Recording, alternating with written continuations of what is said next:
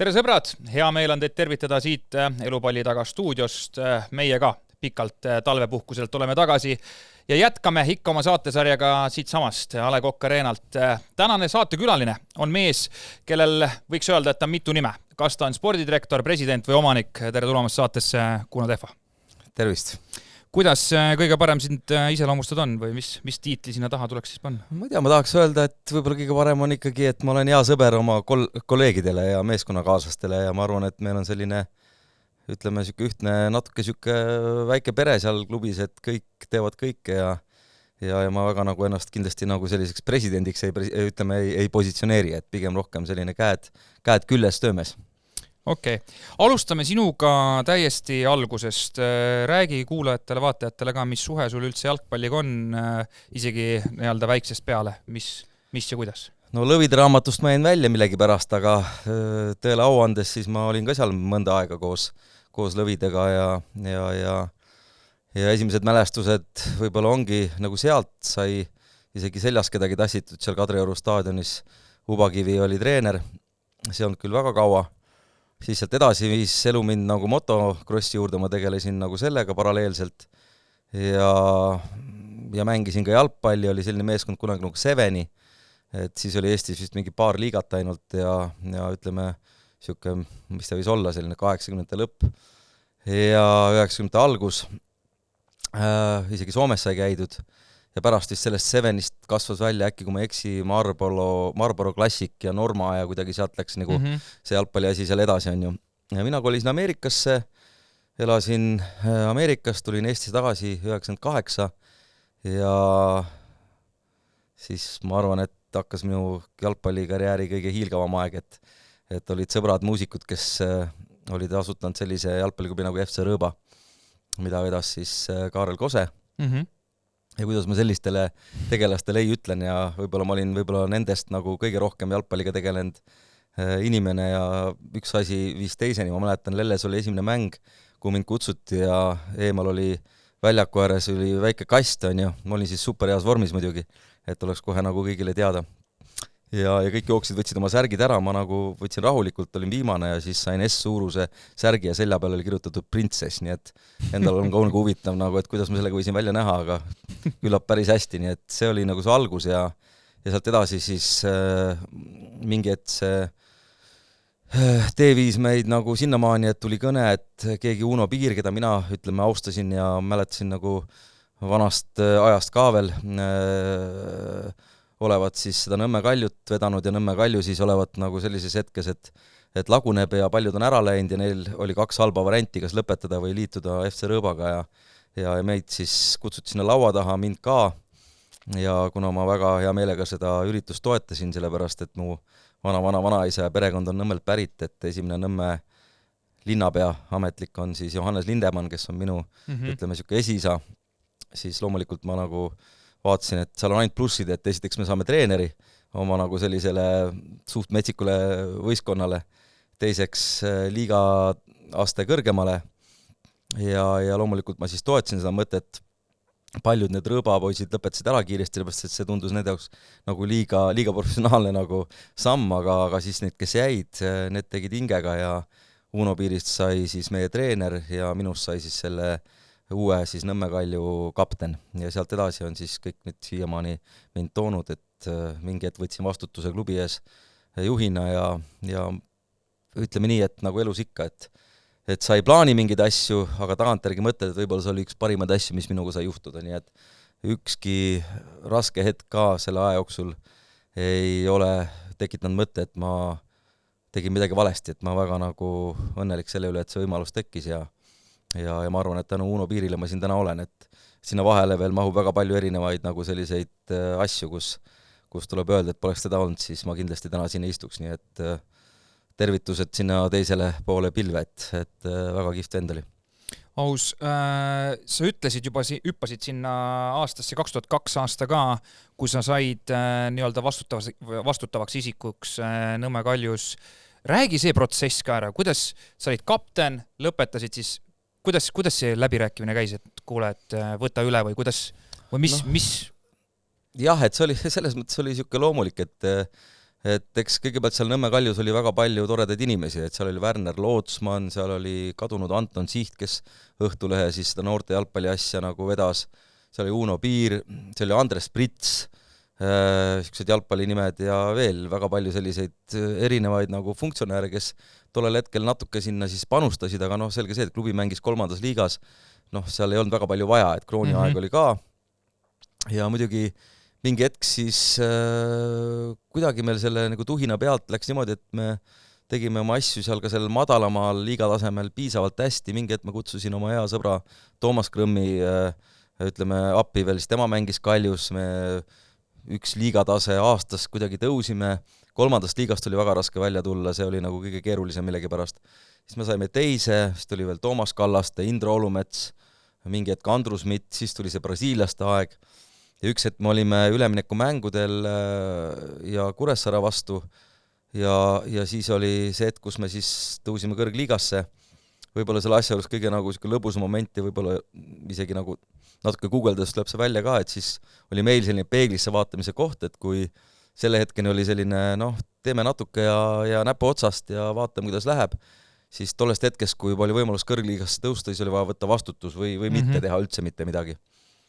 Ja mingi hetk siis sai otsustatud, et teeme ja ma siis oma sealt niimoodi kuidagi ambitsiooniga ütlesin, et me tuleme kõrgliigasse, Nõmme Kalju saab 5 aastaga Eesti meistriks ja 2012 oli 5 aasta, tulime Eesti meistriks, nii et ütleme, selliselt see läks ja mingi hetk siis ütleme, kui need vastutused muutusid ütleme niisugused suuremaks, siis hakkas neid inimesi ära pudenema ja lõpuks jäid, ütleme siin üksikud, kes seda Kaljut on vedanud ja siis see suur nagu raskus on jäänud minu peale ja siin ma olen. Ühesõnaga, see oli nagu loogilist rada pidi, pigem kui sa lõpetasid selle, kuna sa olid nii mina seotud palju Nõmme Kaljuga, et minna siis nii-öelda, kas see oli kohe siis, et pandi siin nii-öelda tegevjuhiks või kuidas ei olnud üldse, et meil oli tegelikult tegevjuht oli Anton Siht ja siis oli mingi hetk veel Peeter Kusma aga miks see nagu võib-olla muutus tekkis on see, et ma mängisin ikkagi parem, kaitse oli mu positsioon ja me mängisime teises liigas ja ma sain Narvas päris raske vigastuse, et mul läks hüppeliiges mitmes kohas katki ja siiamaani on vist 9 kruvi mul hüppeliigeses. Ja võib-olla siis tekkis mul see, et esiteks ma ei tea, võib-olla see kiindumus ja ma pärast seda muidugi mängisime rannajalgpalli, mitu aastat tulime 5 korda Eesti meistriks Nõmme Kalju rannajalgpallivõistkonnaga. Aga siis kuidagi tekkis see juba selline mingisugune hetk, et me justkui nagu võtsime selle vastutuse ja selline, ütleme, hasart tekkis, on ju, ja üks asi vist teiseni ja ütleme nii, et ma olen pigem olnud kogu aeg see taustajõud, ma olen nagu palgal või tegevjuhi kohal olnud, et seda on ikka teised teinud siiamaani, aga ma võtsin nagu vastutuse ja olin siis see nii-öelda see selgroog seal taga, et kes traageldas need asjad nagu kokku ja nüüd on selles mõttes tore vaadata, et kui me kunagi alustasime ühest võistkonnast kuskil 4. liigas, siis neid klubisi ka vist väga palju ei ole, kes on alt üles tõusnud nagu tippu ja sinna püsima jäänud, nii et selle üle on ka nagu kindlasti nagu uhke tunne ja ütleme, vaatamata kõigile me oleme ka need kõrgliiga aastate jooksul ikka olnud kogu aeg nagu selles top 4-s, ükskord vist 5 või midagi siukest, nii et on põhjust enda üle uhke olla. Te ütlesite välja selle, et meist saab professionaalne klubi, kas see oligi siis 2007 aasta või? Jah, see oli see hetk, kui me siis otsustasime, et me selle üleminekumängudel välja teenitud kõrgliiga koha võtame vastu. Ja siis ütlesingi välja seda, et me lähme sinna ja Nõmme Kalju tuleb 5 aastaga Eesti meistriks. See muidugi tegi paljudele nalja, sealt tekkis kohe meil hüüdnimi FC Hollywood ja eks arvati, et me ikka sellised nagu pullimehed oleme ja sellist meelelahutust ja turundust me jalgpalli nagu tollel ajal tõime päris palju. Et siis nagu ei olnud sellist nii-öelda kultuuri veel, mis praegu on ju kogukonnajuhid ja mängupäevad ja siis oli ikka väga siuke puhas jalgpalli, ütleme, värk, nagu ütleme siin Eestis seal kõrgliigas. Ja võib-olla siis see, et ma niimoodi välja ütlesin ka lõpuks nagu inglise keeles öeldakse, et put your money where your mouth is, et kui me 2012 Eesti meistriks tulime, siis ma ikka poistele ütlesin nagu aitäh ka, et nad ei vedanud mind alt, et muidu oleks nagu jutumeheks jäänud. Ja kui see aga sel hetkel, kui sa mõtlesid, et meist saab täielik selline professionaalne klubi on ja mis sinu jaoks üldse see professionaalne klubi tähendas või mis nagu selle ajal üldse teha andis, et saada Eestis professionaalseks klubiks? No eks 2 asja, et võib-olla kõige nagu siuke ütleme, sihuke keerulisem moment oli see, et äkki meil pidi tekkima noortevõistkonnad, on ju, ja tollel ajal siis esimene selline suurem seeme meil oli 96 aasta grupp, see oli vist Kotkas juuniorist ja Levadiast eraldus üks võistkond, kus siis olid kõik need kuused ja pürgid ja meil oli väga palju nagu häid mängijaid, me siis selle noorte võistkonnaga lõpuks võitsime vist esiliiga veel ära. Ja see oli siis meil selline sihuke nagu esimene, selline korralik noortevõistkond, kus siis minu arust Martin Maasing võttis siis selle treeneri ameti selle üle ja kuidagi selle ümber siis me hakkasime ehitama seda noorte poolt, see tundus nagu selline uus ja keeruline sihuke vastutuse võtmise koht ja litsenseerimise raames oli see nagu nõutud. Kui see tuleb päris nagu madalalt ja amatöörtasemelt, siis siuksed asjad tundusid nagu algus nagu võõrad. Ja loomulikult siis ikkagi see eelarvete leidmine ja profijalgpallurite palga maksmine ja kuigi ütleme seal Eesti krooni all oli see ikka oluliselt lihtsam kui praegu, aga tagantjärgi mõtled, et et võib-olla kui seda kõike asja peaks nüüd tänapäeval tegema, oleks ikka palju keerulisem, et ütleme, need nii-öelda ikkagi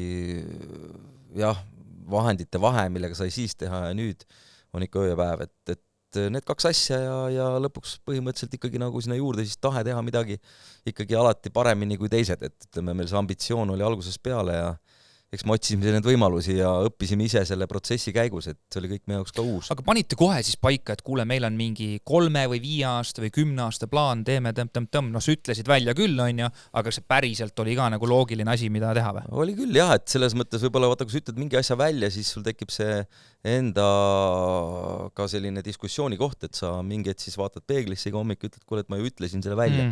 Et see võib-olla aitas nagu kuidagi natuke seda vastutust võtta ja siis võib-olla distsiplineeris, on ju, aga samas see kõik oli nagu tollel ajal selline nagu kuidagi sihuke hea asartne aeg oli, see oli nagu äge asi, mida teha, on ju, ja anda natuke nagu ühiskonda läbi selle tagasi.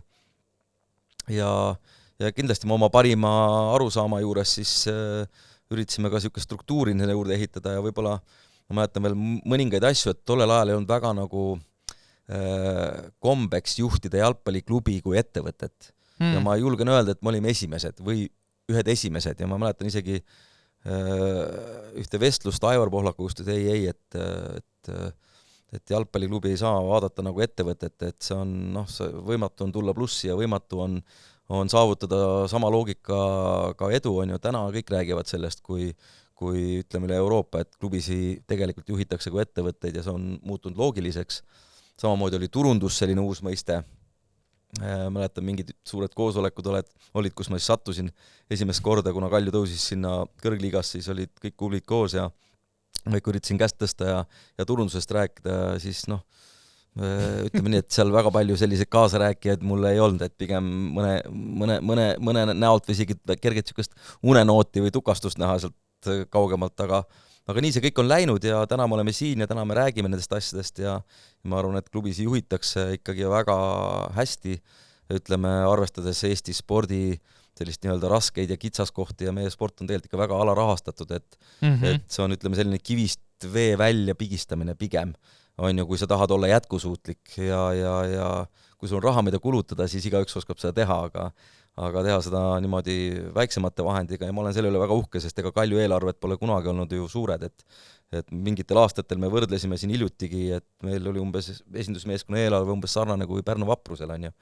Et see nagu näitab ka, et on võimalik teha väiksemate vahenditega ikkagi head tööd, aga see eeldab, et ka kõik panustaksid rohkem ja ma olen oma kollektiivi üle, kes on ju väga kaua Kaljus nagu olnud ja minuga koos seda vedanud, ikka väga tänulik, et nad on ikka, ütleme siin vahepeal välja pigistatud on neist kõik asjad, et läbipõlemise piiril ja see näitab ka seda, et nad hoolivad ja see jalgpall läheb korda, et muidu seda oleks võimalik teha, et sinna on läinud väga palju tervist, väga palju tahet ja erinevaid emotsioone ja muidu ei ole võimalik edu saavutada, et see on kas kõik või mitte midagi, et umbes nii ma nagu ütleks seda.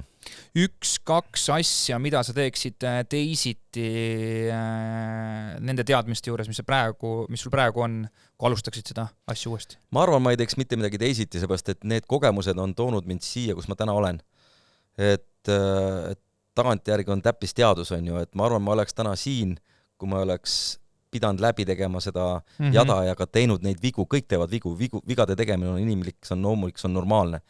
Ja küsimus on selles, kuidas sa nendest vigadest õpid ja kuidas sa tuled välja rasketest hetkedest ja ja kuidas sa sealt edasi lähed, et see kõik on teinud meid nagu tugevamaks, kõik need vead, teadmised, ka positiivsed asjad on andnud meile kogemust ja ma arvan, et me ei oleks siin, kus me täna oleme, kui me neid vigu ei teeks, et ma arvan, et selliseid nii-öelda ütleme shortcut'e, kui niimoodi võib öelda inglise keeles, tehes sa ei saa olla edukas, et sa pead kõik need nii-öelda rasked, käärulised teed läbi käima ja siis sa lõpuks jõuad kuskile, kui sa oled visa ja ütleme, paned sellele vastu. Sa ju oled juba praegu mitu korda maininud seda, et sul on erinevaid asju laua peal, pead mitut asju korraga ajama praegusel hetkel. Kuidas sul see igapäevane töö üldse välja näeb? Mis sul selline töö sisu on? Et kuidas sa sellise asja kokku võtaksid? Kõigepealt ma tahaks öelda, et ma ei tunne, et ma teen tööd. Et ma arvan, need inimesed, kes tegelevad oma hobidega ja ma olen elus olnud võib-olla õnnistatud selle koha pealt, et ma olen kogu aeg saanud tegeleda asjadega, mis on olnud minu hobid. Jalgpall on üks nendest asjadest. Siis ma võin teha öösel asju, ma võin kell 4 hommiku saata e-maile, tihti kui on väga kiired ajad, ma ärkan hästi vara üles, näiteks kell 5:30 isegi ja mul kuidagi aju töötab palju parem, mingid presentatsioone, mingisugused tähtsaid dokumente koostada hommikul värske peaga on palju parem kui päeval või õhtul, on ju. Ja see on kõik väga valikuline ja ma saan oma aega reguleerida, aga kuidas see välja näeb, ongi niimoodi, et ütleme erinevatel hooaja siis aegadel on erinevad tegevused, näiteks praegu on hooaja ettevalmistus, eks ma tegelikult ka olen väga paljude, kui mitte peaaegu kõikide mängijate siia toomise taga, et 20 aastaga on seda suhtevõrgustikku loodud, aga ma mitte kunagi ei otsusta ainuisikuliselt ühe või teise mängija osas, keda me tahame Kaljusse tuua, ma alati tahan, et selle otsuse langetavad need, kes võtavad vastutuse treeneritena. Ehk siis ütleme, kui me näiteks... Sina ja treenerite punt siis istute koos? Just, ja ütleme, tegelikult siin ei ole midagi nagu sellist erilist, et isegi me võtame näiteks üks klubi nagu Glasgow Celtics, kelle eelarve on võib-olla üle 100 miljoni naela, siis ka nendel ei ole selles mõttes otsest spordidirektorit, et endise siis nii-öelda ütleme võib-olla siis presidendi või juhi poeg on nüüd rohkem niisuguse skaudi rollis. Praegu viimasel aastal on seal kriitikat tulnud, kuna neil ei lähe hästi. Aga ka sellise suure klubi juures tehakse kollektiivseid otsuseid. Sul on loomulikult skaudid, sul on loomulikult mingid inimesed, kes otsustavad, aga meeskonna ehitamine on väga selline peen tehnoloogia, et need klubid, kes väga tihti vahetavad treenereid, nendel ongi keeruline sellepärast, et nad saavad pärandina kaasa väga erinevate treenerite mängijaid ja ütleme, tihti on nad seotud pikkade lepingutega, siis selle nii-öelda välja puhastamine on väga keeruline protsess. Manchester United nüüd on hea näide, võib-olla nüüd nad tulevad sealt august välja, on huvitav näha, on ju, aga see on kõik nagu väga hästi nagu kõrvalt näha ja ka meie oleme neid nagu perioode läbi nagu elanud, nii et ühesõnaga see peab olema kollektiivne otsus, kõik panustavad, ka meie treenerid tegelikult panustavad ja meie nagu juhime seda protsessi väga nagu kollektiivselt. Aga mis sul veel praegu siis nii-öelda laua peal on, et praegusel hetkel enamus aja, nagu sa ütlesid, rõhk läheb mängijate toomisele, lepingut, selline asi on ja mis veel? Ütleme, ma käin koolis, Harvardis, see on ka jalgpalliga seotud, lõpetan nüüd aprillis, ma lõpetasin tegelikult ka eelmise kooli, mis oli jalgpalliharidus, nagu treeneritel on pro-litsents, on meil siis ütleme selline nii-öelda tippjuhtide äristrateegia juhtimis sellised nii-öelda kooli, ikkagi koolikursused nagu ülikooli hariduse saad seal enam-vähem. Et see esimene nii-öelda siis lend oli meil Stockholmi ülikooliga, mille ma lõpetasin 2019, kestis peaaegu 3 aastat ja nüüd siis ma olen seal Harvardis käinud, see on siuke 1,5 aastat ja lõpeb aprillis. Aga mis eriala siis tehniliselt? Ongi nagu ärijuhtimine ja strateegia. Okay. Ja ta on täpselt nagu ütleme ikkagi nagu disainitud, ütleme, jalgpalli keskseks, näiteks meil on klassivennad on näite näiteks Manchester City tegevjuht,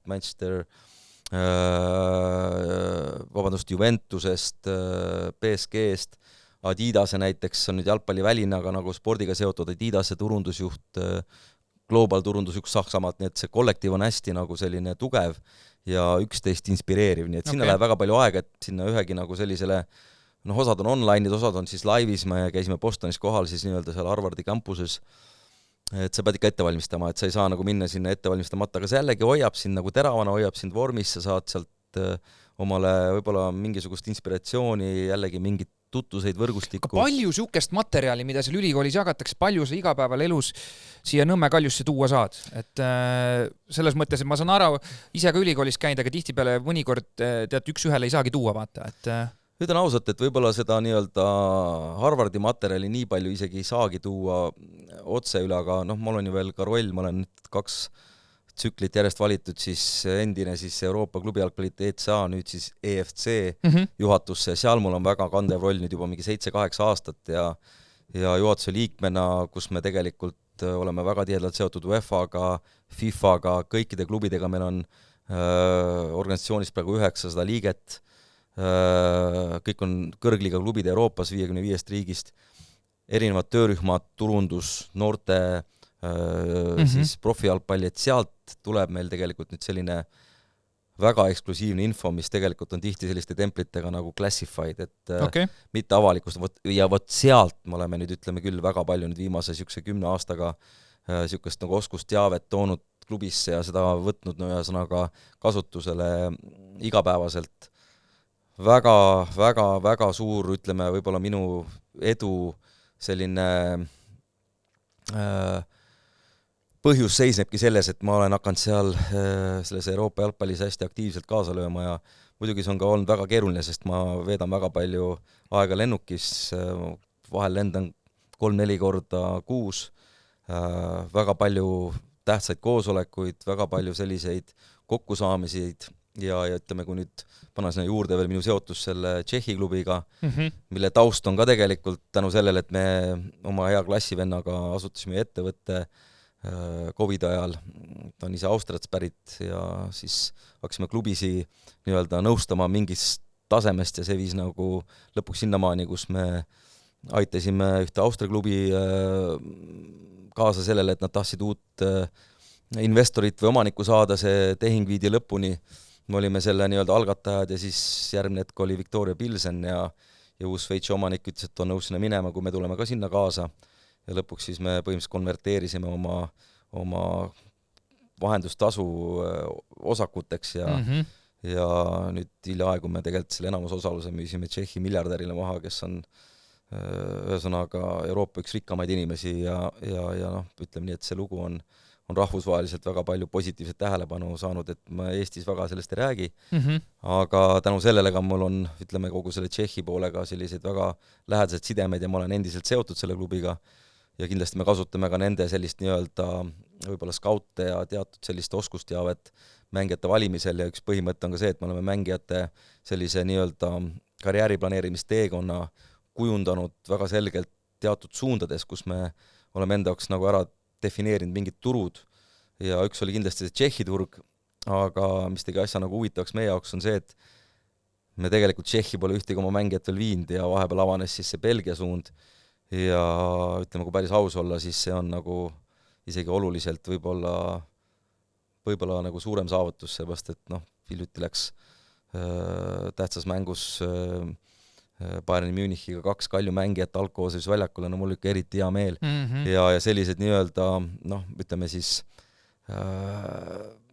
saavutused annavad ka, ütleme meile sellist nii-öelda siis proof of concept, et siis meie kontseptsioon, meie strateegia, meie selline töö nagu kannab vilja ja tekitab usaldust ja nime, nii et ütleme, tänu nendele viimastele ja selle taga on suur töö ja see on ainult minu töö, seal on treenerite töö, see on kogu, ütleme, meie filosoofia, me ju 2,5-3 aastat tagasi tegime kannapöörde, on ju, ja siis oli ikka väga keeruline, kõik arvasid, et Kalju kukub esiliigasse ja meil polnud ju ühtegi sellist tuntud nimegi ja siis me natuke sellise uutmoodi skautimisega ja mängijate valimisega nagu lõpuks tulime samal aastal ju teiseks, oli 2024 ja nüüd sealt edasi me oleme selle suunaga nagu kõvasti vaeva näinud, mängijad arenevad, kõik on noored, vähe on räägitud sellest, et Kalju esindusmeeskond, kui sa vaatad vanust, viimase 2 hooaja jooksul on üks nooremaid koosseise Premium-liigas, isegi ma mäletan, mängisin Pärnu Vaprusega, Kalju koosseis väljakul oli noorem, et see näitab tegelikult seda, et me liigume väga õiges suunas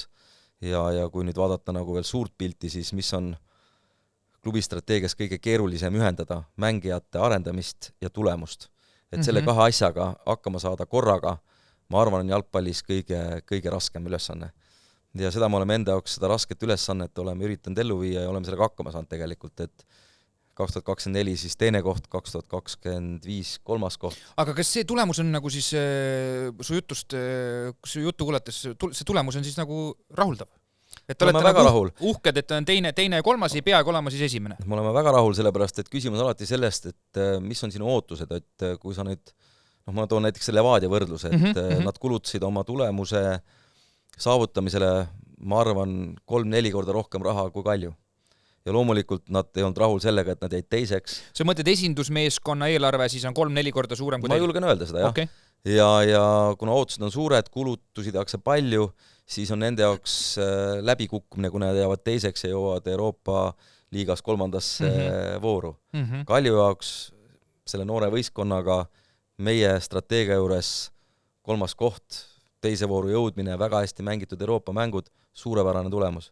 On ju, et see on meie jaoks nagu väga hea tulemus. Loomulikult me ka tahame tulla Eesti meistriks uuesti ja võib-olla jällegi naljaga pooleks öelda, et Kalju on valinud selliseid tähtsaid aastaid, et 2018 tulime meistriks, oli Eesti Vabariigi 100. juubeliaasta ja teadupärast 2026 on Nõmme 100. juubeliaasta, nii et võib-olla need märgid midagi nagu tähendavad, vaatame, aga ma arvan, et me oleme nüüd seda meeskonda koos hoidnud, ehitanud, need noored on saanud kogemust Euroopas, tore oli vaadata, me tulime eelmine aasta karikavõitjaks ja nad isegi osanud tähistada seda karikavõitjat, nad olid nii noored, nad polnud kunagi midagi võitnud, nad ei teadnud, kuhu joosta ja kuhu astuda, et see oli täitsa teine tunne.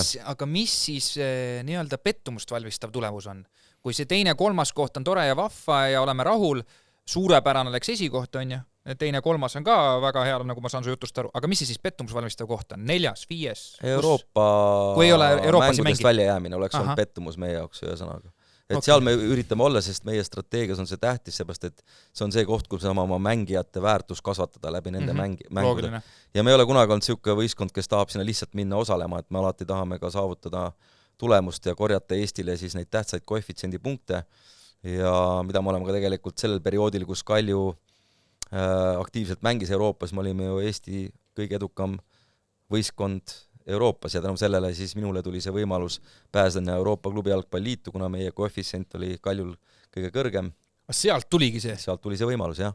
Et ja siis üks asi vist teiseni on ju, nii et võib-olla tookord me võib-olla panimegi omale eesmärgiks oma naiivsuses selle, et me tahtsime jõuda alagruppi, seda tehes me tegelikult lootsime, et me siis teeme omale nime ja võib-olla teenime siis sinna gruppi pääsemisega raha ja saame investeerida siis oma noortetöösse ja klubi arengusse.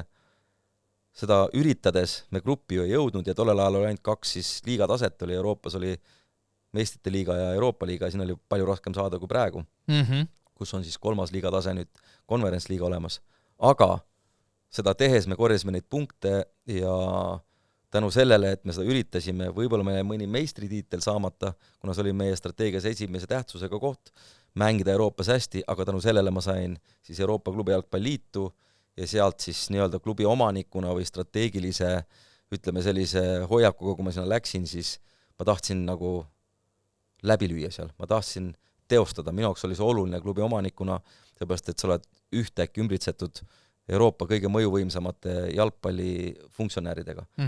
Ja seal neid suhteid luua, õppida, areneda oli minu jaoks strateegiliselt kõige olulisem asi ja võib-olla kui mul seda võimalust poleks olnud, võib-olla täna mind jalgpalli juures poleks olnud ka, sest ütleme, me oleme kogu aeg olnud selline natuke, ütleme, süsteemiväline jalgpalliklubi, kui nii tohib öelda ja on raske olnud tegelikult konkureerida ka, et kõige selle muu ökosüsteemiga. Mis sa mõtled see süsteemiväline, mis sa enda peas selle all mõtled? Mis siin ikka, ega siis jalgpallisüsteem on jalgpalliliit, Flora, sinna ümber kuuluvad klubid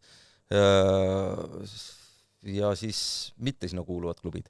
Et me oleme olnud siis mitte sinna kuuluv klubi, ajanud oma asja ja teinud seda nii hästi kui võimalik ja üritanud seista oma klubi huvide eest nii hästi kui võimalik ja jääda iseseisvaks ja seda me oleme nagu teinud kogu lugupidamises teiste vastu ja kõigi vastu, et see ei ole nagu mingisugune halvustav ütlus, aga see on meie teekond olnud, aga see on ka olnud raske tee, sellepärast, et ütleme sellises nii-öelda ökosüsteemis siuke nagu üksi ja hakkama saamine vahest on ka siuke vastu betoonseina jooksmine ja see ei ole alati olnud kõige lihtsam.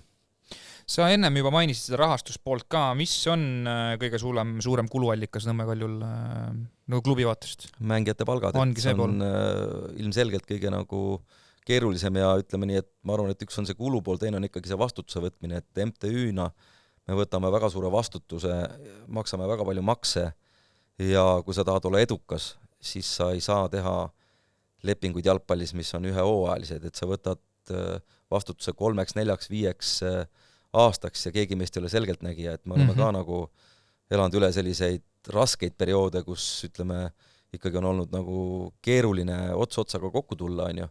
Ja siis sa pead seda tegema, oma elu, oma heaolu, oma pere, oma asjade arvelt on ju nii hästi kui võimalik ja tuleb tunnistada, et me oleme sellega ikkagi ka rasketel hetkedel väga hästi hakkama saanud, kuna me ei ole kunagi elanud üle oma võimete, me oleme hästi konservatiivsed oma palkades, meil ei ole kunagi Eesti kõige kõrgemad palgad, me suudame alati olla seal kuskil niisuguses mõistlikkuse piires ja seda oleme me hoidnud ja tänu sellele me oleme ka vee peal.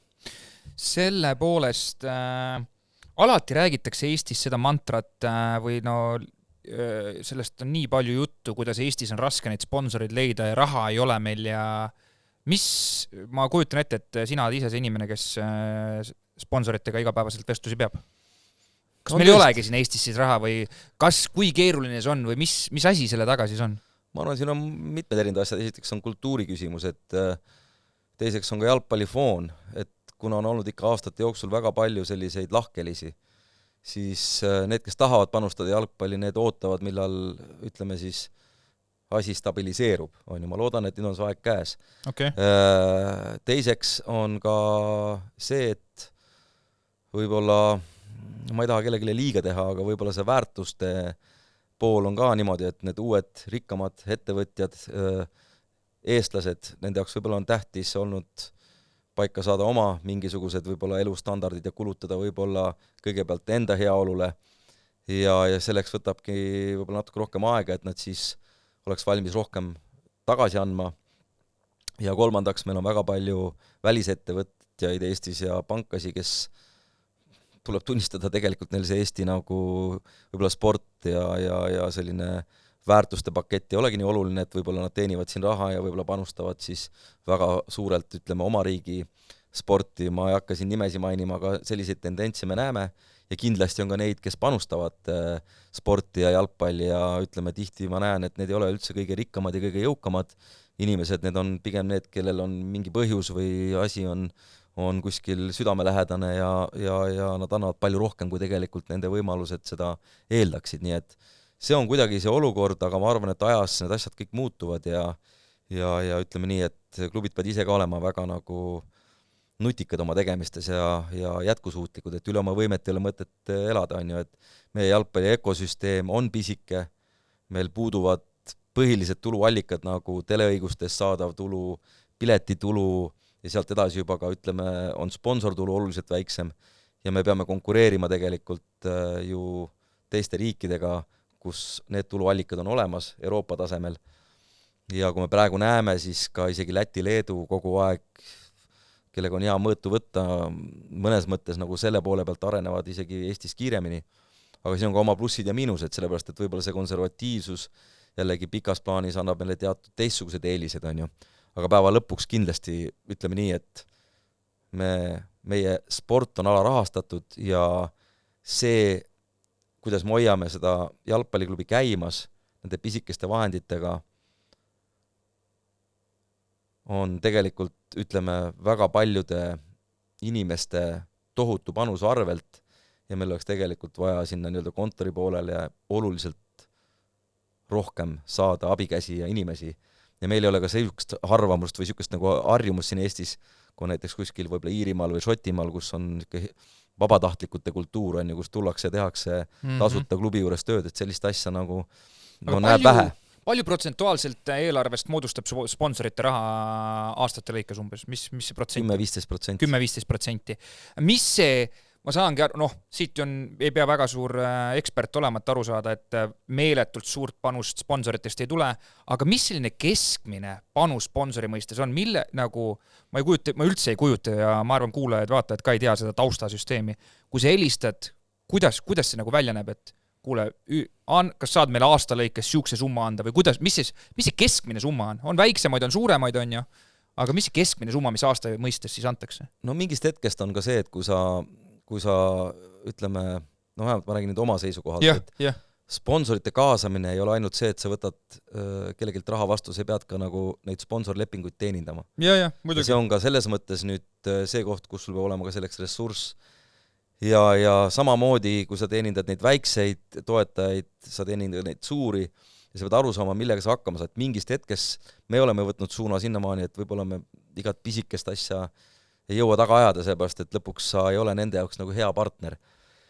Aga ma arvan, et ma julgen öelda niimoodi vahemikku kuskil 20 kuni 150 000 on see vahemik, kus siis erinevastel tasanditel on võimalik sponsorid kaasata ja noh, kas sa oled särgi sponsor või sa oled kuskil toetaja või noortetöö sponsor või nii edasi, on ju.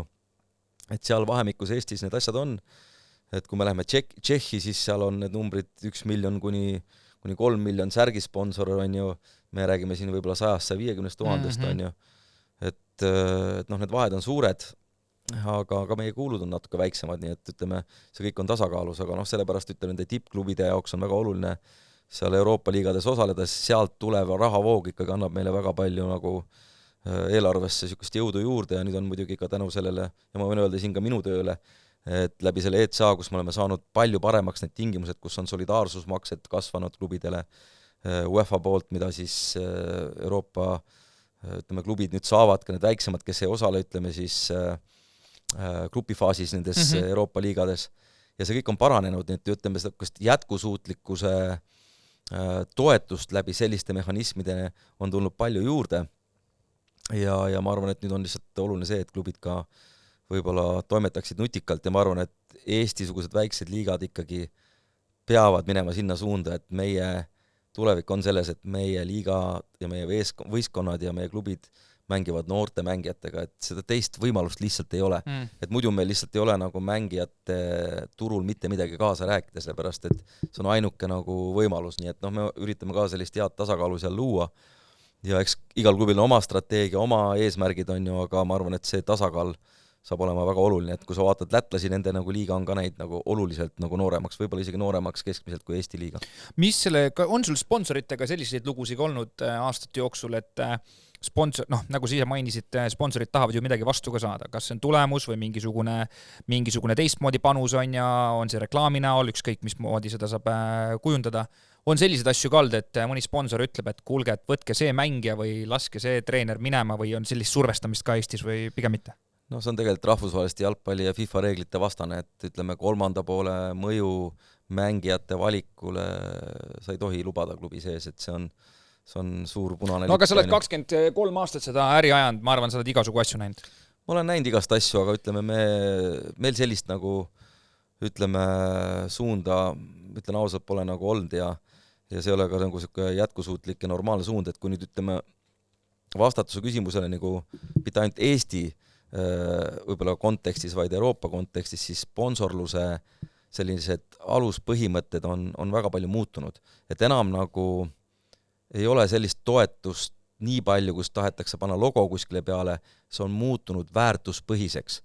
Et milline on klubi tegevus, kuidas see haakub siis ühe või teise ettevõtte nagu muude väärtustegevustega ja muidugi kellel on otsene huvi spordis on loomulikult need nii-öelda kihlveokontorid, et nemad saavad otsest kasu sellest, et nende logod on särkide rinnal ja see on normaalne, sest nad tegutsevad selles valdkonnas. Ja ma ütlen, et Eestis on see üks olulisemaid sponsorallikaid klubidele ja ma arvan, et siin me peame olema ka realistlikud, et andma ka võimaluse selleks, sest noh, ma ei näe kuskilt otsast, et meie riigiettevõtted suudaksid toetada ja ma ei tea, miks sellised poliitilised otsused on, et tegelikult sporti peaks läbi riigi mehhanismide palju rohkem raha tulema, seepärast, et kui me võrdleme kas või vaese Gruusia näite, on ju, kus tegelikult, noh, ma võin lihtsalt öelda, riik annab igale klubile umbes $300,000 võrdselt kõigile, on ju, Ungaris on nii, igal pool on nii, on ju, siis tegelikult see, mida me siin piskuga saame, meile põhimõtteliselt makstakse natuke tagasi, ütleme siis tööjõumakse, on ju, et see on nagu nulliring, aga toetus kui sellist spordile nagu riigi poolt otseselt tegelikult ei ole. mis siuke huvitav, sa oled kindlasti huvitavaid telefonikõnesid teinud ja pidanud huvitavaid vestlusi ka, mis on sul olnud mingi huvitav palgasoov ka, kes mõni mängija on mõnikord tuld ja olnud mingi utoopilise numbri või mingi siukse naljaka? Ma tsiteerin siin meie endist treenerit Sergei Frantsevit, kes iga aasta, kui tulid meie olemasolevad mängijad uut lepingut nagu läbi rääkima, siis tal oli üks siuke hea lause, et kui meil oleks sulle rohkem maksta, siis usu mind, me võtaks palju parema kvaliteediga mänge, nii et ole rahul sellega, mis me sulle saame pakkuda, on ju. Ja mul on see jäänud meelde, on ju, et umbes nii see on kõlanud, on ju, et see on reaalsus, on ju, ja ma arvan, et me siin nagu seda teed kindlasti ole tahtnud minna, et nagu hakata konkureerima palgaga, et on mingi tase, mida me saame lubada ja selle taseme juures me oleme ja ma arvan, et Kalju praegu võib olla selline noor koosseis, kus kõikidel on sarnased lepingud, sarnane vanus, sarnane ambitsioon, sarnane soov ennast tõestada ja jõuda välismaale, on see meie tee, kuhu me oleme nagu tahtnud minna. Ja võib-olla mängijad täna on väga rahul, ma julgen öelda, et on väga rahul Kaljus. See protsess on hea, kui mitte isegi väga-väga hea ja nad näevad, et neil on võimalus Kaljus teha samm edasi. Ja ma arvan, et see ongi see koht, kus minusugune võib-olla siuke klubi juht, kaldkriiv spordidirektor on soovinud jõuda. Et sa näed, et sul on ühtne kollektiiv, sul on väga töökas võistkond, kõigil on ühesugused ambitsioonid, soovid ja see on selline sünergia, mida ma ütlen, et ma isegi julgeks öelda, et meie riietusruumi atmosfäär on tõenäoliselt selle 20 aasta parim, mis meil on siiamaani olnud, et liialdamata. Aga sa ütlesid paar aastat tagasi tegite selle suurema muutuse. Mis see põhjus seal taga siis lõpuks oli? Jällegi ma ei taha kellelegi liiga teha, on ju, et me oleme olnud väga lojaalsed võib-olla oma endiste mängijate suunas, aga nüüd ma ütlen nime, keda ma tsiteerin, aga mul on ühe teise klubi põhjal öeldud, et noh, et teatud kogenud mängijad, et kui nad ikka käivad läpakatega trennis ja nendel on nagu väga palju muid nagu fookuseid lisaks jalgpallile, siis nad hakkavad valima neid mänge, kus nad tahavad mängida. Ja me saime ka aru, et ütleme, et meil oli väga palju selliseid, mängijaid, kellel on juba, ütleme, siuke staatus ja nimi, aga päeva lõpuks sealt enam ei tulnud seda, mida me nagu vajasime klubi ja võistkonna jaoks ja ka Eestis tegelikult noorenduskuuri läbiviimine on väga keeruline protsess, et sa ei saa seda teha sinule sobival ajal, sest neid mängijaid lihtsalt ei ole. Ja siis põhimõtteliselt, ma mäletan, kas oli 2023 hooaeg, me teadsime, et see hooaeg on juba metsas meil, on ju, ja siis me hakkasime põhimõtteliselt juba hooaja alguses tööle selle nimel, et meil oleks 2024 uusi mängijaid ja siis liitusid need nii-öelda Narva Transist, et Tarasjenkovid ja Nikolaevid ja Ivanovid, et see oli tegelikult aastaga ette planeeritud, on ju selline tegevus.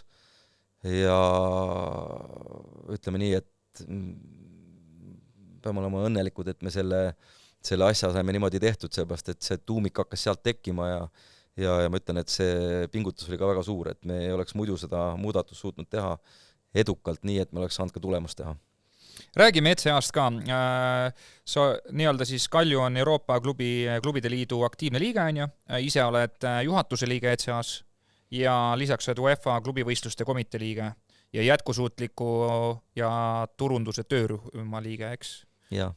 Seleta natuke lahti ka need, mis need tähendavad? Ütleme niimoodi, et ECA töötab sellise loogika järgi, et kui nüüd, ütleme, kuulaja tõenäoliselt tahab lihtsate sõnadega aru saada, mis see ECA on. Nüüd siis uue nimega EFC on ju. EFC on siis European Football Clubs, ehk siis Euroopa jalgpalliklubid. On organisatsioon, mis esindab siis kõiki Euroopa jalgpalliklubis ja põhimure jalgpalliklubidel on olnud see, et klubid on need, kes võtavad vastutuse. On ta siis klubijuht nagu Kuno Kaljus või klubijuht nagu Veiko Paides või on ta Manchester United või on ta Ajax Amsterdam või on ta Victoria Pilsen. Vahet ei ole. Seal on taga inimesed, kes võtavad klubidena vastutust, võtavad riske. Ja siis on olemas sellised nii-öelda katusorganisatsioonid nagu UEFA, kes siis korraldab võistluseid ka klubidele. Ja nendest võistlustest siis, kus osalevad need klubid, kus on inimesed, kes võtavad vastutust, tekib siis mingisugune tulu, rahaline tulu. Ja klubid tahavad olla siis selle kontrolli juures, et rääkida kaasa selles, et kuhu siis seda raha kulutatakse ja investeeritakse.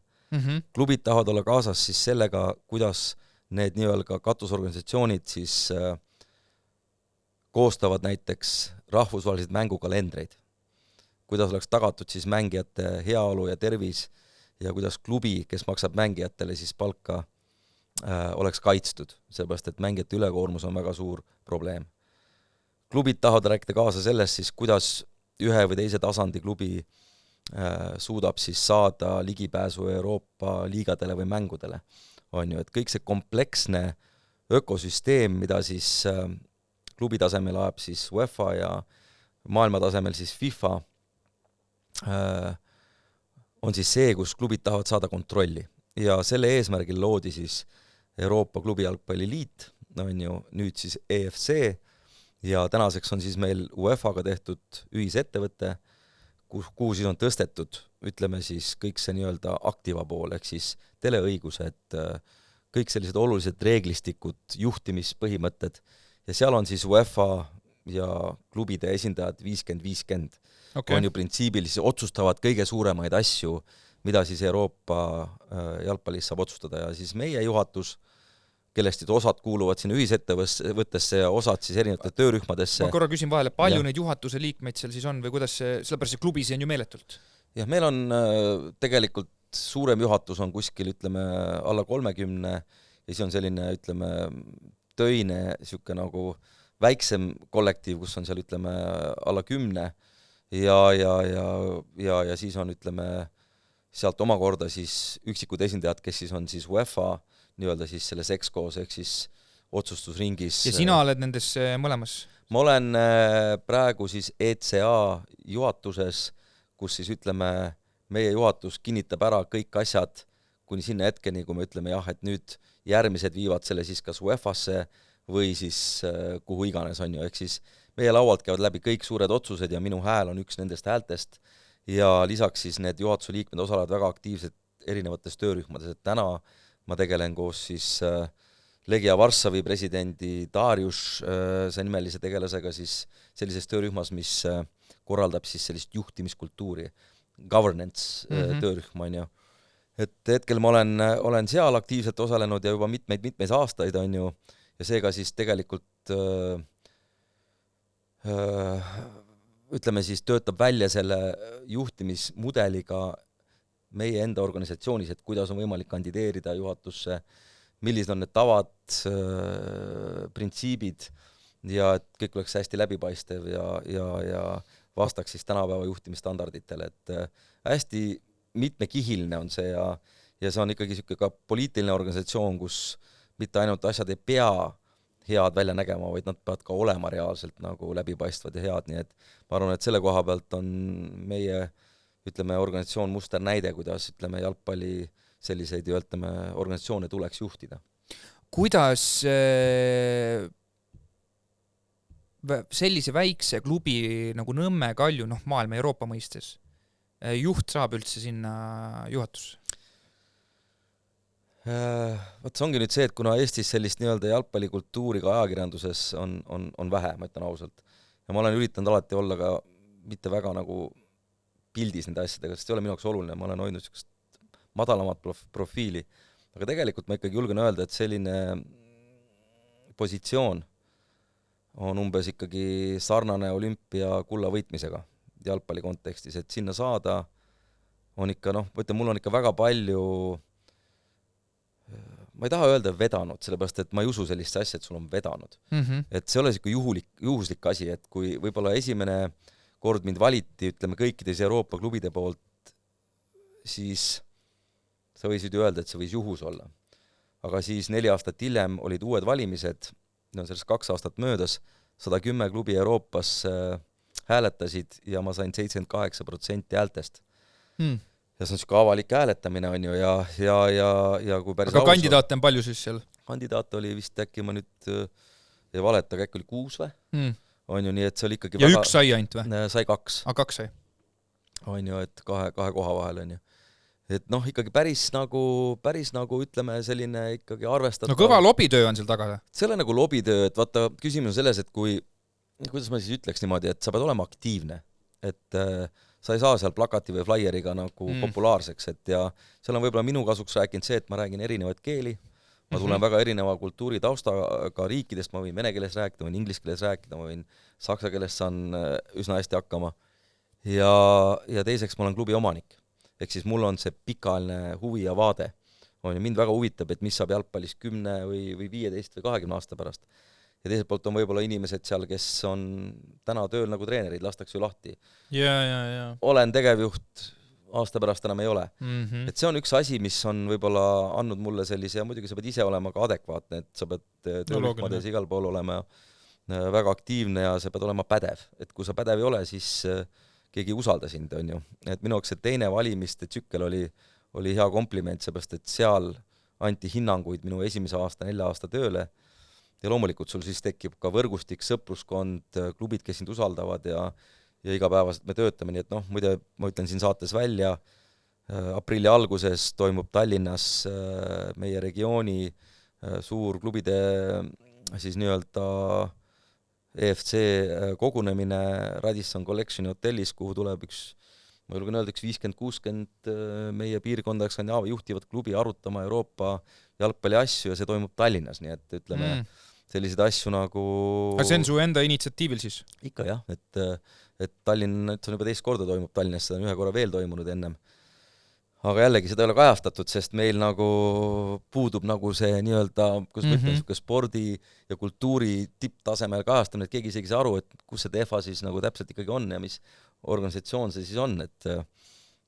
Aga mis kasu Nõmme Kalju sellest kõigest saab? Nõmme Kalju... või Eesti klubid, me ei pea ainult Nõmme Kalju, mis kasu sellest Eesti klubid saavad? No võt, et ütleme, kui mina kunagi läksin siin organisatsioonist, mõtlen, et ma mäletan, ma nägin eemalt Edwin van der Saar ja mõtlesin, vau, et sihuke mees on ja siis umbes, et lehvitad seal ja üritad nagu tuttavaks saada, piltlikult öeldes on ja mingi hetk sa oled kõige selle seltskonnaga nagu parim sõber. Ja sa oled omaks võetud tänu sellele, et sa oled aktiivne, adekvaatne, teed oma tööd. Ja nüüd üks minu suurtest sihukestest nagu võib-olla ka initsiatiividest oli see, et kui vanasti sai selle organisatsiooni liikmeks ainult need 4 või 5 klubi, kes mängivad Euroopas, siis täna saavad kõik kõrgliiga klubid ETSA liikmeks, sa maksad 100 eurot aastamaksu, aga mis see sulle annab? See annab sulle selle, et sa võid käia nendel üritustel, sul on ürituste lennupiletid, hotellid kinni makstud, sa saad osaleda koolitusprogrammides, sa saad ligi andmetele, sa saad kasutada nende juriste tasuta, mis on Euroopa tipptasel, ma jään ainult juristi arvetelt kokku võib-olla aastas 50-60 000 eurot ja saan tipptasemel nõustamist, on ju. Et need hüved on meeletult suured, on ju, ja kui nüüd avanes see nii-öelda liikmelisus nagu kõikidel Eesti klubidel, siis Eesti, ja ma tahaks öelda tänu minule ja ma arvan, et need klubid, kes seal nüüd on käima hakanud, kinnitavad seda, oli üks esimesi, kes sai 100% siis kõik klubid osalesid siis ETSA siis nii-öelda selles tegevustes. Praegu ma ütlen ka, et alati kui on mingid üritused, siis neid klubis on ikka siuke kõrgliiga 10-st 6-7, kes käivad väga aktiivselt kohal ja ma olen kindel, et nad isegi Pärnu Vaprus ja Narva ja Harju ja issand, et ma võin neid lugeda ja me kogu aeg nagu avame neid uksi ka neile, sellepärast et ma saan ju sellest väga hästi aru, et ma võin üksi olla väga kõva mees nii-öelda, on ju. Aga kui teised ei ole järgi, siis sellest ei ole kasu, et minu huvi on just see, et tutvustada seda võrgustikku ja neid võimalusi kõikidel Eesti klubidel, sest mingi hetk see tuleb kõik meil Eestisse tagasi ja sealt tekib see kasv, nii et ma arvan, et need, kes on hakanud käima, kinnitavad mu sõnu, et ma olen alati olnud üritanud abivalmis olla, et aidata neil seda sammu teha ja nii palju kui võimalik siis teha seda sisenemist lihtsamaks, sest mul oli see äärmiselt raske, et ma pidin nagu nullist nagu läbi närima. Ise pusima seal. See selles mõttes järgmine küsimus mul ongi sellega seotud. Meie siit oma väikeste klubidega tehniliselt seal laua taga PSG ja paljude teiste Reali mõttelaadid ja vaated on ju tegelikult täiesti erinevad kui meil. Me tasapinnad on ju täiesti erinevad, kus me praegusel hetkel tuleme. Et kas ja kui palju seda dialoogi ja seda asja selle mõjutab üldse see, et see pisik, kui väikesed me oleme ja kui suured nad on? No Real Madrid ei ole meie organisatsioonis, sest nemad selle nii-öelda suure, ütleme siis kriisiga, mis siis jalgpallis toimus siin mõned aastad tagasi, kus siis mõned suured klubid lahkusid ja tahtsid oma superliigat teha, neid ei ole nagu tagasi võetud. Ja, aga mida peab ütlema nende nagu auks, et nad on algusest peale olnud ausad, nad on kogu aeg öelnud, et te pole mitte keegi ja me oleme kõige tugevamad. On ju. Ja vähemalt nad on ausad olnud. Mõned on ka silmakirjalikud olnud, on ju. Aga täna ikkagi ma julgen öelda, et kui ma võrdlen seda aega, ma ei tea, 7-8 aasta tagust aega, siis oli tõesti niimoodi, et ega need väiksed väga nagu, ütleme, midagi kaasa ei rääkinud nii palju. Aga täna on ikkagi täiesti nagu uus olukord, et ka väiksed klubid on seal võrdsega, see on rohkem niisugune persoonipõhine asi ja ütleme, seal on väga palju tekisikutamist, seepärast, et me räägime ikkagi väga suurtest asjadest, on ju, kas, ütleme, väiksed klubid saavad rohkem solidaarsusmakseid või vähem. Ja seal on nüüd see koht, kus su isiklikult sellised suhted hakkavad lugema, seepärast, et need otsused ei tehta nagu ühe laua taga hääletades, vaid need otsused tehakse koridorides, tagatubades, mingitel üritustel, on ju, ja lõpuks on see, et see tasakaalu leidmine nende suurte, keskmiste ja väikeste vahel ongi kõige suurem kunst. Ja ma arvan, et siin me oleme olnud super edukad. Et praegu arvestatakse kõikidega võrdselt ja suured klubid on ka aru saanud, et väikestel klubidel on oma roll, kas seda on siis mängijate kasvatamise roll või mingid muud solidaarsusprintsiibid, et seda vaadatakse tervelt ja kollektiivselt ja ma ütlen, et viimased niisugused otsused on ikkagi olnud väga palju kaldu väikeste klubide kasuks. Ja see on suurepärane. Meie juht on ju ka, ütleme, PSG siis nii-öelda eestvedaja Nasser Al-Khalifi, kes tegelikult algus ka oli väga skeptiliselt kõik toi, et umbes tuleb sealt araabia kultuurist ja ta pole Euroopa jalgpalliga midagi, aga ma pean tunnistama, et ta on äärmiselt nagu toetavanud just väikeste ja keskmiste klubide, ütleme, arengunurgalt. Tal on muidugi väga suur ambitsioon ja ta tahab teha asju väga võimekalt ja suurelt, aga ta kindlasti ei sikuta seda tekki ainult suurte klubide poole ja see on oluline, et see organisatsioonil on selline juht, kes näeb suurt pilti, nii et selle koha pealt ma arvan, et me liigume küll väga õiges suunas ja oleme suuri samme juba teinud. On seal midagi sellist ka laual, mis need solidaarsusmehhanismid sa juba rääkisid, aga midagi sellist ka, mis tulevikus suures pildis meie seda kogukonda mõjutab? No kõik asjad, et ütleme tegelikult kõik olulised reeglid ja neid mõjutavad otsuseid on kogu aeg meie laual, mis puudutavad meistrite liigat, Euroopa liigat ja konverentsliigat.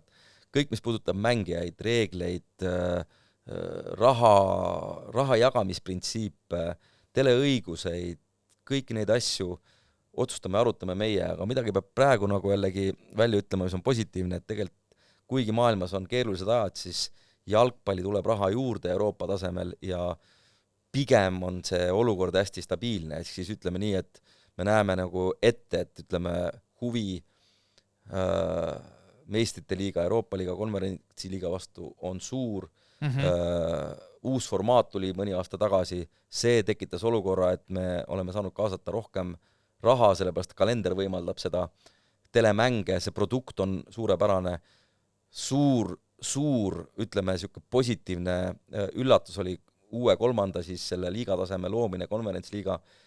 Kriitikud arvasid, et see tuleb selline Euroopa liiga väike vend, sellest on tulnud fenomenaalne sari, kus on väga huvitavad mängud, seda võetakse tõsiselt, seal on korralikud sponsorid, korralikud telepildid toodetud, et see kõik võtab kokku klubide soovi, milleks on rohkem mänge Euroopas.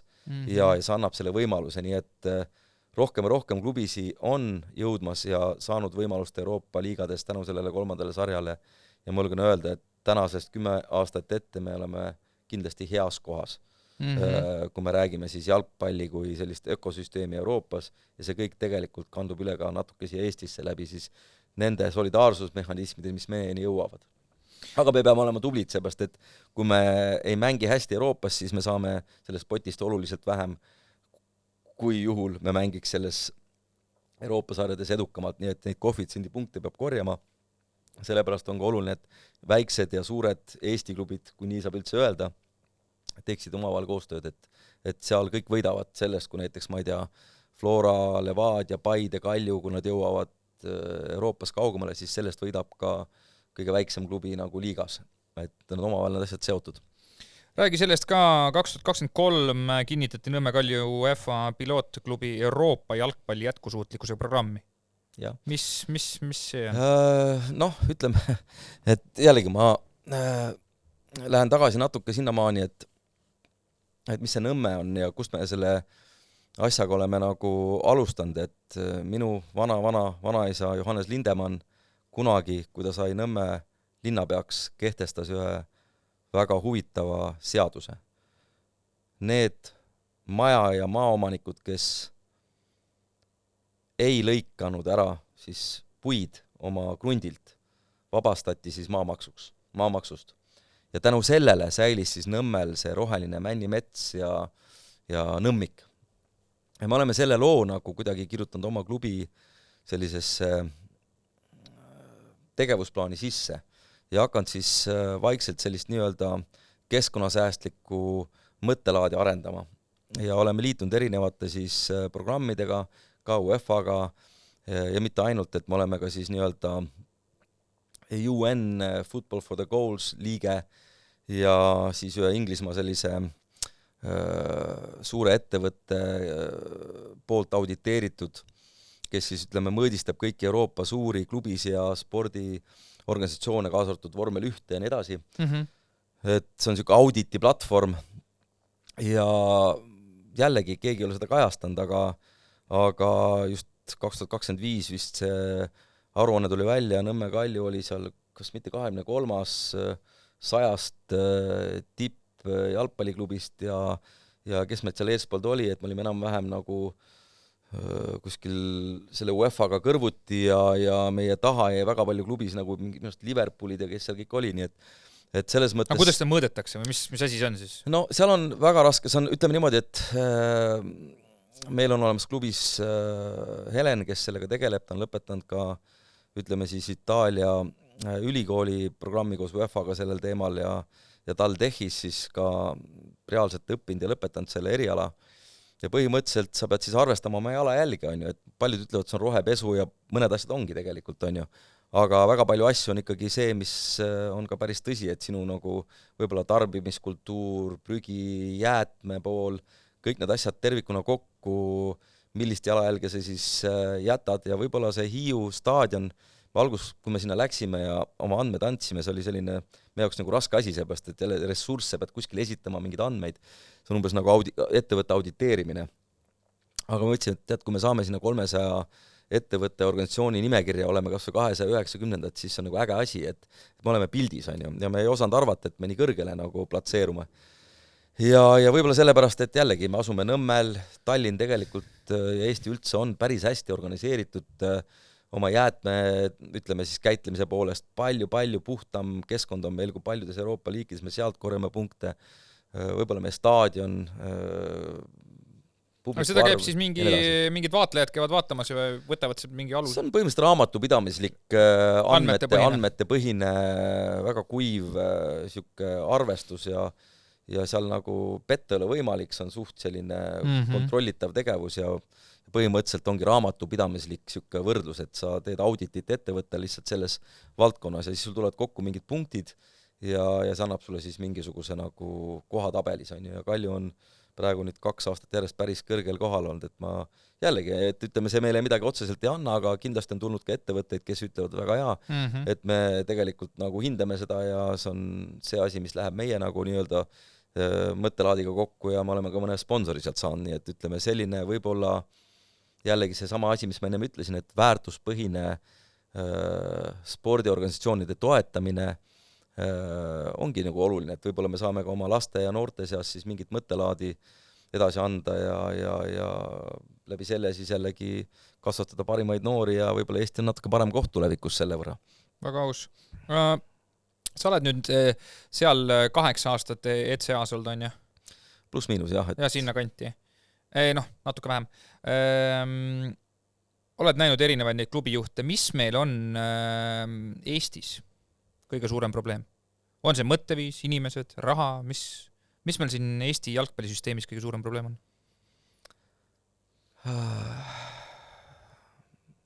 Kõigepealt tuleb korrastada omavahelised suhted. Et ma arvan, see on kõige suurem probleem meil, et me ei... Kõik pusivad oma ette?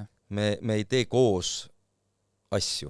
Et meil on tülid, meil on kuidagi nagu see asi lappes, ütleme nii. Ja tihti ma olen mõelnud, ega mul on ka ju Aivar Pohlakuga olnud palju aastate jooksul nagu ütleme selliseid erimeelsusi, mul ei ole kunagi olnud need erimeelsused isiklikul tasandil, sellepärast et midagi pole teha, et mina olen see sõnumitooja, kes toob kuskile laua peale nägemuse, mis esindab meie klubi. Me tahame olla rohkem kaasatud, me tahame olla rohkem oma sõnaga sees ja me peame koos ka siis, kui me näeme asju täiesti erinevalt, me peame suutma koos rohkem eksisteerida, kaasatud olema kõik klubid, kaasa arvatud Paided, Narva Transid, kõige väiksemad, kõige suuremad klubid, sellepärast et meil nagu paremaid klubijuhte ja jalgpalli nii-öelda entusiaste ei ole. Ehk siis iga väike ja suur klubi on suur väärtus. Ka Flora, ka Kalju, ka Levadia, ka kõik need inimesed nende klubide taga, neid tuleb hoida, neid tuleb liita, neid tuleb mõista, neid tuleb aidata, neid tuleb tuua ühe laua taha. On ju? See, kes meie jalgpalli juhib, see ei ole oluline. On ju päeva lõpuks. Oluline on see, et me suudame üheskoos mingi hetk hakata nagu päriselt tööle. Aga kas näed ka seda, et on see võimalik, kuna see intriigi viimaste aastate jooksul on ikka meeletult palju? Ma loodan, et on. Ma tõesti loodan, et on. Ma pean lootma, et on, sellepärast, et kurb oleks, kui seda ole võimalik saavutada, on ju, ja ma arvan, et siin ei peaks üldse vaatama, et keegi on kellegi poolt või vastu või et siin tuleks lihtsalt nagu natuke avada, ütleme, kõike, et kaasata rohkem, kuulata rohkem, kõik peavad järeleandmisi tegema. Ma arvan, et mina kui klubi juht täna aastal 2026 olen absoluutselt teistsugune inimene, teistsuguse pädevuse kompetentsiga, kui ma olin näiteks, ma ei tea, 2002 aastal. Ma arvan, et minu võimalused, minu suhted, minu võrgustik, minu sidemed, kui seda nagu süstemaatiliselt ära kasutada Eesti jalgpalli kasuks, oleks väga suur väärtus. Ma ei saa seda pakkuda, kui keegi ei taha seda vastu võtta. On ju, ma saan kasutada seda ära praegu oma nii-öelda siis ruumis ja oma tegemiste juures, aga ma võiks ju palju rohkem anda nagu ja avada, on ju, ja siin peab olema rohkem koostööd. Ja ka see tegelikult, et Aivar on praegu EXCO, ütleme siis tipp, ütleme siis juhtide sisse valitud, see on ka väga hea jalgpallile. On ju? Et see on ka väga hea, see on kõik väga hea, et me peame kõike seda hakkama rohkem ja rohkem ära kasutama. Mitte kartma, et kuskil on keegi kellegi poolt või kellegi vastu, me peame koostööd tegema. Samamoodi me peame ka sulema Soccernetis ja teiega rääkima, kuigi te kuulute ka jalgpalliliidu alla, ma räägin ausalt ehedalt, on ju. Me peame seda tegema, sest kui meie ei tee, siis keegi teine ei tee. Ja kuidagi on vaja nagu need kõik need igasugused siuksed nagu, ma ei tea, eelarvamused ja hoiakud tuleb nagu kõrval lükata ja päriselt hakata eksisteerima koos, et muud varianti ei ole. Ja kui me seda teeme, me suudame olla suurepärased, edukad ja ma arvan, Eesti klubidel on väga hea tulevik ees. Me ei kasuta absoluutselt ligi lähedalegi ära oma potentsiaali, mis meil kõigil on võimalik saada. Ja siin ei pea nagu vaatama, et mul on kasulikum, kui ma teen nii, siis me peame tervikuna vaatama seda süsteemi, nagu ma ütlesin ka natuke aega tagasi, et kui Eesti 4 tippjuhtivat klubi on edukad Euroopas, siis tulu saab ka kõige väiksem klubi, reaalset rahalist tulu. Ja need on suured summad. Ehk siis me peame vaatama, on ju, kuidas me koos eksisteerime ja kuidas me teeme neid õigeid otsuseid ja loome neid strateegiaid nii, et kõigil läheks paremaks. Ja alati on kuskil on edukamad klubid või kes juhivad mingeid asju ja siis on ka teised, on ju, ja suurepärane on vaadata täna lugeda uudist, et Pärnu Vaprus müüs või on müümas on ju oma mängijat Prantsusmaal Etienne klubisse, kelle endine juht oli mul klassivend, on ju. Ma tunnen ja tean, seal klubis on suurepärane keskkond, on ju, ja see on Pärnu Vaprus. Noh, et see on täpselt see, kuhu me peame minema, sest need talente meil on ja ka meie kitsaskohad on muidugi ka veel treenerite koolitused, ressursid, teadmeseid meil on tohutult, võimalusi enam ei tule järgi. Meil ei ole raha, meil ei ole võimalusi, meil ei ole treeningtingimusi, kõik see nagu teeb seda asja keerulisemaks ja meie nii-öelda kõik need muud asjad ka, nagu ma enne mainisin, teleõiguste eest me oleme väga, väga suurelt nullirea peal, on ju, staadionid vajavad korrastamist, on ju, ma loodan väga nüüd, et me jõuame Hiiu staadionile sammu edasi teha, väga konstruktiivne on meil praegu olnud Jalgpalliliiduga praegu projekt, kus me võib-olla saame ka see aasta juba uue tribüüni Hiiu staadionile, võib-olla saame valgustuse korda ja see ei pea olema ainult Nõmmel, ka Kuressaares, igal pool tuleb teha asjad korda. Et ütleme, see kõrgliiga oleks ilus, oleks pakendatud hästi ja see telepilt oleks, ma ei saa öelda, et Euroopa tipptasemel, aga vähemalt korrektne, on ju, et me ei devalveeriks oma mängijaid ja meie tase on palju kõrgem kui see pilt, ütleme, mis me endast nagu jätame nagu väljaspoole. Selline küsimus ka, mis hinnaga see kõik tuleb? Sa oled mitu korda öelnud, et kõik on töötajad sul Nõmme Kaljus ka teinud niisuguse missioonitundega palju ja niisugused selliselt nii-öelda panustanud väga palju, et mis hinnaga sinu vaates see kõik tuleb, et millest see kõigest loobumuna oled pidanud? Või mõtled sa nii või üldse ei mõtle? Kindlasti ma mõtlen niimoodi, on ju, aga ma ütlen vahest, ma isegi mõtlen enda peale ka, ma ütlen, ma olen täiesti loll, et mis asja nagu, et siuke masohism on nagu ikkagi vahest nagu isegi, ma päris ausalt ütlen nagu, et noh, kuulaja on jalgpallirahvas, siis las ta siis võtab seda ehedalt nagu, mida ma nagu tunnen, et see ole ainult mina, et mõtleme, et meil on ikka väga raske ja mitte ainult meil, kõigil on meeletult raske. Et kõik ju tahavad kritiseerida ja sa pead olema kogu aeg edukas, aga tegelikult nagu seda koos hoida kõik on nagu meeletu panus on ju ja noh, ütleme nii, et tervis, pere, enda heaolu, sa jäädki seda nimetama, on ju, et no. Kuidas sa sellise stressiga toime tuled siis? Et mis need tegevused on, mis sind ära maandavad?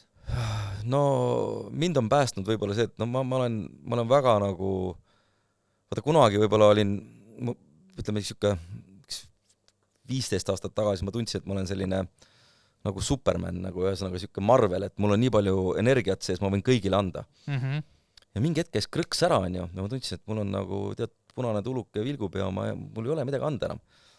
Ja võib-olla see oli see tagantjärgi see koht, kus võib-olla mõned inimesed lähevad depressiooni, mõned siis nagu, võib-olla seda nimetakse läbipõlemiseks. Kukuvad kuskil auku, jah. Mind päästis see, ma alkoholi ei joo, ma olen selles mõttes siuke hästi nagu halb nagu pingete maandaja, ei suitseta, et mind päästis see, et ma hakkasin oma talu taastama Läänemaal. Läksin metsa, hakkasin reaalselt nagu kirves mootorsaag, on ju, elasin ennast seal välja, on ju. Ja sinna metsa ma läksin, ja sealt metsast ma tulin tagasi tugevama inimesena ja praegu iga kord, kui mul on mingi nagu, ütleme, no ma tunnen juba, et ma natuke nagu olen punases, siis ma hüppan autosse, sõidan maale, teen suitsusauna, kodinad selga, teen lihtsaid asju ja tulen tagasi ja mul on jälle kõik hästi, on ju, et igaüks peab leidma endale mingisuguse sellise koha, kus ta saab ennast nagu maandada, et noh, minul on see, on ju. Mõnel on midagi muud, on ju, aga see on raske, et see ei ole kerge.